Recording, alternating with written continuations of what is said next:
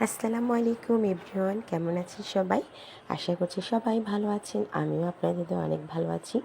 বিকেলে অফিস থেকে ব্যাক করে সোজা বাসায় এসেছিলাম। আর বাসায় এসে ভাবলাম একটু আম্মুকে নিয়ে ঘুরতে বের হই। তাই কোথায় যাব ঘুরতে, চলে যাচ্ছি এখন ছোট্ট একটা মিনি পার্ক। তো বাসার সামনে আমাদের একটা ছোট্ট দোকান আছে, যদিও দোকানটা আমাদের না, বাট একটা দোকান আছে। দোকানে করে আমি মাছ বিক্রি করে। তো মাছগুলো দেখতে ভালো লাগলো, তো একটা ভিডিও নিয়ে নিলাম।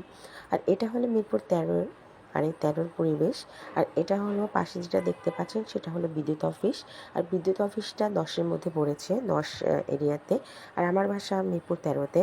আর এই যে দেখুন, এটা হলো পল্লী বিদ্যুৎ অফিস, মিরপুর 10 জনের মধ্যে।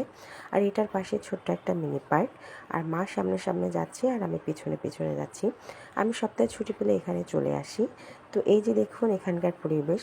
সাপ্তাহিক একটা ছুটির দিন এখানে প্রচুর মানুষ হয়, প্রতিদিনও হয়, কিন্তু সাপ্তাহিক ছুটির দিন বেশি হয়, কারণ এখানে বাচ্চাদের খেলার একটা ভালো স্পট আছে।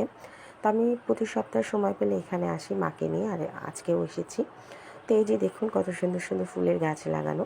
ফুল দেখতে আমার খুবই ভালো লাগে, পছন্দ খুব, কিন্তু আমি কখনো ফুল হাতে নিই না, সেটা আমার পছন্দ নয়। তো যাই হোক, ঘুরে ফিরে দেখছিলাম আর সবাই খেলাধুলা করছিল, উপভোগ করছিলাম। কারণ আমরা যখন খুব ছোট ছিলাম তখন মা আমাকে আর ভাইয়াকে নিয়ে এইভাবে সাপ্তাহিক ছুটির দিনগুলো উপভোগ করতো।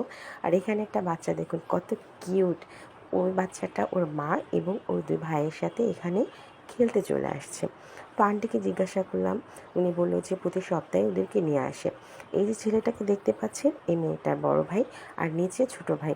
তো দেখুন অসাধারণ, কিন্তু বোনকে কত সুন্দর প্রোটেকশন দিচ্ছে, দেখতেই ভালো লাগে। যদিও ছোটোবেলায় ভাইয়াও আমাকে এরকম প্রোটেকশন দিত। এই যে দেখুন কত সুন্দর খেলাধুলা করছে। ওদের খেলাধুলা দেখে না আমার সত্যিই ছোটোবেলার কথা খুব মনে পড়ে যাচ্ছে। কারণ সেই ছোটোবেলার স্মৃতি মনে করে সেই ছোটোবেলায় আবার ফিরে যেতে ইচ্ছে করছে। কত সুন্দর নাদুস নাদুস করে হাঁটছে বাবুটা। এদিকে আজান দিয়ে দিচ্ছে, মাথায় কাপড় তো অবশ্যই দিতে হবে। তো যাই হোক, আন্টিটা আবার ওদেরকে এখানে চড়িয়ে দিল। যদিও আমি ইভেন্টটার নাম বলতে পারবো না, বাট ভালোই লাগছে, ওরা সবাই খেলাধুলা করছে। আশেপাশে আরও লোকজনের ভিড় হতে চললো।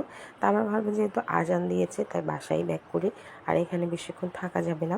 আর যেহেতু বাসায় ফিরে আবার একটু রান্না বাড়ার পর্বও আছে, তো এই জন্য আম্মুকে বললাম তাহলে আজকের দিনের মতো আমরা চলে যাই, অন্য একদিন সময় পেলে আবার আমরা চলে আসবো। তবে একটা বিষয় কি জানেন, আসলে এখানে আসলে না সাপ্তাহিক একটা দিনে মনটা খুব ভালো হয়ে যায়। আপনারা যারা মিরপুর 13 কিংবা 10 এরিয়ার মধ্যে আছেন অবশ্যই আসবেন। তো যখন ব্যাক করে চলে যাচ্ছিলাম মা বলতেছিল ঝালমুড়ি খাওয়ার জন্য, এই জন্য আমি ঝালমুড়ি মামার দোকানে আসলাম। আর ঝালমুড়ি মামাকে বললাম যে মামা একটা ঝাল কম করে ঝালমুড়ি দেন। কিন্তু ঝাল কম বলার পর মামা যে পরিমাণে ঝাল দিছে, এটা আমার অবস্থা খুব খারাপ হয়ে যাবে মনে হচ্ছে। তো যাই হোক, মামাকে বললাম যে মামা একটা চক্কমকো করে দারুণ করে একটা ঝালমুড়ি বানিয়ে দেন। তো মামা ঝালমুড়ি বানাচ্ছিল, সাথে আমি একটু ভিডিও করে নিলাম। তো এই যে দেখুন মামা ঝালমুড়ি বানাচ্ছে। তো এখানে আমি আগেও মামার কাছ থেকে ঝালমুড়ি খেয়েছি, মামা ঝালমুড়িটা সত্যিই অসাধারণ হয়। আপনি যেভাবে বলবেন সেভাবে এসে বানিয়ে দেবে, ঝাল কম কিংবা বেশি। তো যাই হোক বন্ধুরা, আমার ভিডিওটা দেখার জন্য আপনাদেরকে অসংখ্য ধন্যবাদ। যদি ভিডিওটা ভালো লাগে অবশ্যই একটা লাইক কমেন্ট শেয়ার করতে কিন্তু ভুলবেন না, কারণ আপনাদের জন্য ভিডিওটা আমরা মেক করে থাকি, কন্টেন্ট ক্রিয়েটাররা। আপনারা যদি ভিডিওটা দেখে যদি একটা গঠনমূলক কমেন্ট করুন, তাহলে কিন্তু সত্যিই খুব অনুপ্রাণিত হয়। তো ধন্যবাদ, আপনাদের সুস্থতা কামনা করছি। সবাই ভালো থাকবেন, সুস্থ থাকবেন। আল্লাহ হাফেজ।